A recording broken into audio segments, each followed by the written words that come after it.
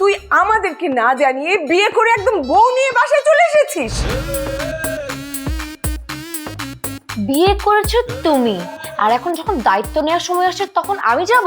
সোনা পাখি, আমি না তোমাকে হানিমুনওয়ালা বিয়ে করি না, বুঝছো না? আমার ছেলে যে এরকম একটা কাণ্ড করবে এটা আমি কিন্তু কখনো কল্পনা করিনি। আমি এভাবে আরেকজনের বাসায় আর কদিন থাকবো? আরেকজনের বাসা কোথায়? শাওন তো তোমার বেস্ট ফ্রেন্ড।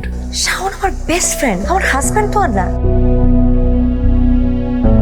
মায়ের ফোন দিছিল, বলছে যে ওর বাবা নাকি ওকে বাসায় আটকে রাখছে।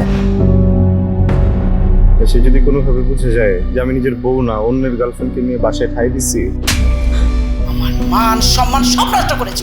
আমার মার সামনে এরকম বউ সেজে নাটকটা করার কি দরকার ছিল? বিয়ে না করে তুই একটা মেয়েকে এনে আমার বাসায় রাখছিস। তুই একটা মেয়েরে ভালোবাসতি, সেই মেয়েটা আবার অন্য একটা ছেলের ভালোবাসতো।